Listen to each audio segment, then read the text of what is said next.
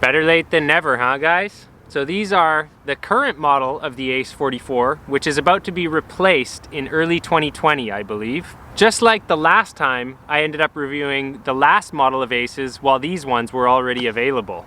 So I don't know what the height or the weight of these is, but I'll fill you in the subtitles there. What I do know about these trucks is they have one of the shortest wheelbases available. So they are even a 1/4 inch tighter than Indies. And what I mean by that, for those of you that don't know, is where they sit on your board.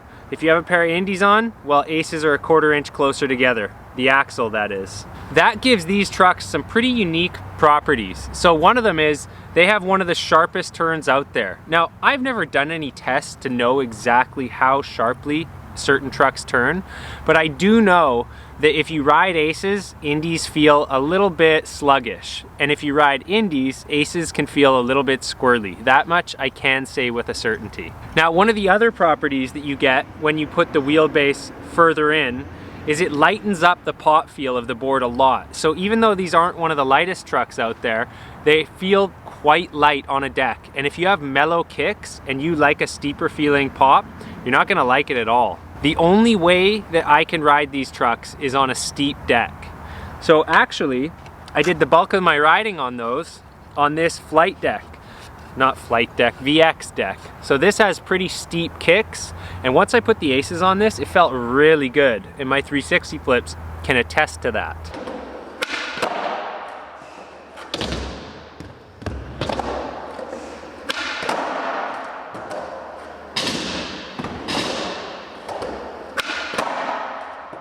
It was like going from a 14 1/4 wheelbase to a 14 inch without having to re-drill or anything silly like that. Now, the other thing that having a tight wheelbase can be good for is manuals. So this is one of the first sessions I had on these Aces, and it was on that lithe deck. But as you can see, I definitely enjoyed my manuals that day.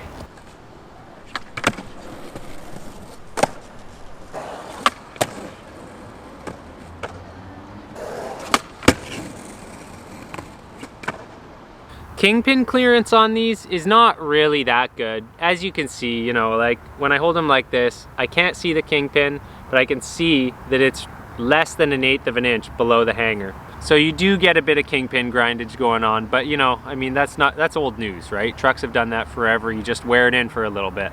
And one of the reasons I think why they still have a longer kingpin is because that helps you get more of a depth of turn in them. Just think about it. The smaller that top bushing is, the less room there is for it to compress as that axle goes over like that. That's my axle going over move. Okay, now another thing that I really should mention is for a truck company that says loose trucks save lives as their slogan, these trucks take a long time to break in. The first week, I never thought these trucks were gonna loosen up enough for me to ride them. Now, I left the stock bushings in because I've heard that that is the best thing to do. Just be patient, they will break in. And that was my experience. By 2 weeks, they felt nice and turny. By 3 weeks, I was actually having to crank it back down a tiny bit because they were starting to get a little bit too loose for my taste. Now, one thing I did notice is the turn is quite sharp. And when I'm riding fakie, so say I jump on into a switch push, or I'm doing like a switch Mongo push, I did notice sometimes that as I'm getting onto my board, it's a bit twitchy. Like definitely when you have really loose trucks and you're riding backwards and you're used to something not as turny, it can be a little twitchy. Now there was another really weird thing. The pinch on these trucks is like weirdly good, but also not super good.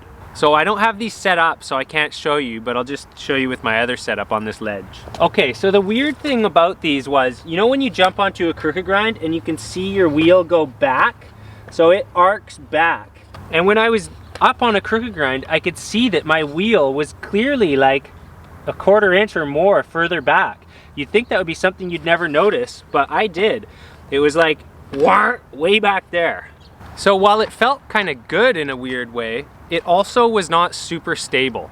One of the reasons a truck like Thunder has such a good pinch is because of the way they're low and their wheelbase is more forward.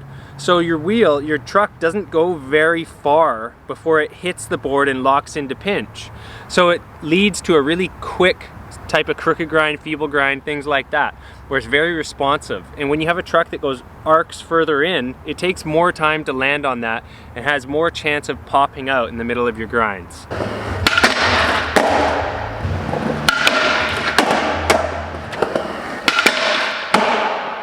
Okay, but we're not talking like a 50% more chance. I mean, it's like a 5% chance or 10% chance that you could just sort of feel a difference, according to me, and I just made all of that up out of no scientific evidence. So, you know, dude, you're just watching a skate channel, relax.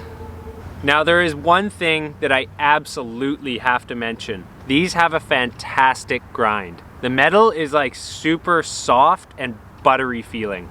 So where I really found this beneficial was when I was skating this UBC park, and this coping is like this weird stainless steel. I was able to get the best grinds on these trucks out of pretty much any truck because they just weren't catching on the weird stainless steel. They would just push through it.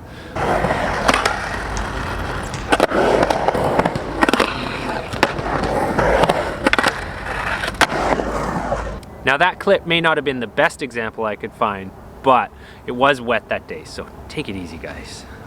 So the feeble grinds and Smith grinds were again good, but not quite as good as, say, a Thunder. And, you know, more or less average with an Indy.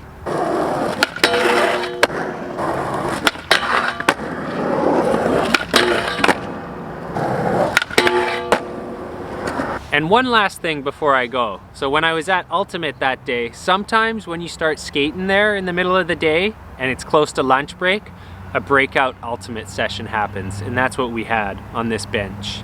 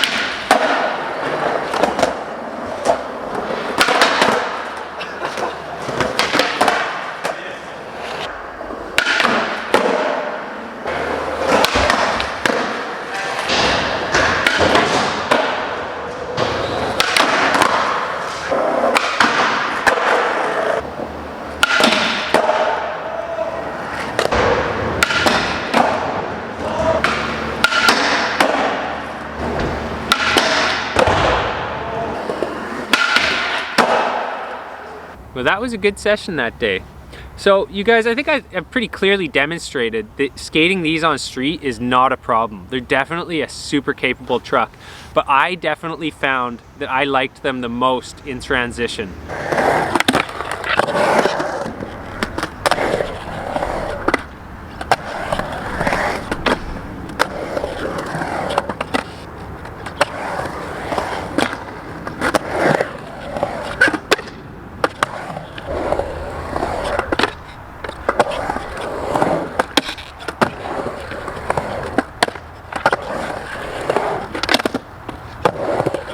Now, I don't think that's a huge mystery, right? Like, a lot of transition dudes skate these trucks and a lot of people are going from indies over to aces. I can definitely see why these are gaining a following. As for me, am I going to continue riding them?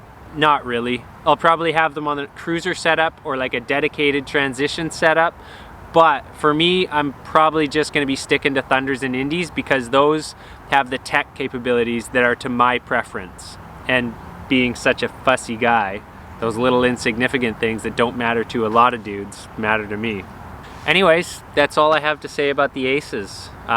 They're interesting. Let me know in the comments what you think about them. What are you riding? What have been your experiences on Aces? Let me know. Anyways, thanks for watching, you guys. I'm done.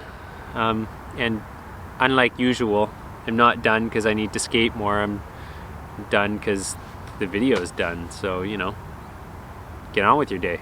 Go do something.